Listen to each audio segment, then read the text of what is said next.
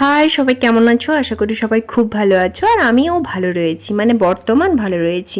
প্রায় 1 যুগ পরে ভিডিও নিয়ে এলাম। ওই যে কথায় আছে না, যখন প্রবলেম আসে সব দিক থেকেই প্রবলেম আসে। একদিকে ফোন খারাপ হয়ে যাওয়া, ভিডিও না হওয়া, নিজের শরীরটাও ভালো ছিল না, কণ্ঠাটা এখনো ঠিক হয়নি, তাই বেশ অনেকদিন কাজ থেকে দূরে ছিলাম। ভেবেছিলাম এবছর পুজোতে অনেক কিছু করব, বাড়ি আসছি, অনেক ভিডিও বানাবো, কিন্তু কোনো কিছুই করতে পারলাম না। এই কালী পুজোর দিন একটু আলপনা দিচ্ছিলাম, ভাবলাম একটু ভিডিও করে রাখি। আর থ্যাংক ইউ সেই 50 জনকে যারা আমার সাবস্ক্রাইবার, যারা আমি এতদিন ভিডিও না দেওয়া সত্ত্বেও সঙ্গে রয়েছো। আমার আঁকার হাতে খড়ি এই আলপনা দিয়ে। আলপনা দিতে আমার খুব ভালো লাগতো, ছোটবেলা থেকেই বাড়িতে আলপনা দিতাম। ছোটবেলা থেকেও এইভাবেই দিতাম। তুলোতে চালের বাটা দিয়ে এইভাবে চিপে চিপে একটু একটু করে চালের বাটার রস বেরাতো আর আলপনা দেওয়া হতো। কোনো তুলিও ইউজ করা হতো না, আঙুলে যেভাবে ঘোরানো হতো ওভাবেই আলপনাটা দেওয়া হতো।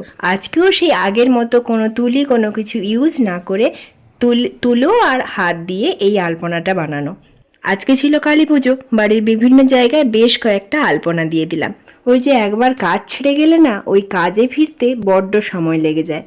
এতদিন অনেক বাধাই ছিল, ফোনও ছিল না, নতুন ফোনও এসছে। আশা করি এবার থেকে সব প্রবলেমগুলোও সলভ হবে আস্তে আস্তে। খুব করে চেষ্টা করছি একদম আগের মতো কাজে ফেরার। ওই যে একবার দূরে চলে গেলে কাজ থেকে আবার সেই আগের মতো উদ্যমটা আনতে অনেকটা সময় লেগে যায়। সে যাই হোক, আজকে ছিল কালী পুজো, তাই ঠাকুরের কাছে একটু আলপনা দিয়ে, মেয়েকে নিয়ে প্রদীপ জ্বালিয়ে, তারাবাতি জ্বেলে, ওই যে ওঙ্কার বিগ্রহ, ইনি আমার দুর্গা, ইনি আমার কালী, ওনাকেই আমি উপাসনা করি। তাই আজকেও উপাসনা হলো।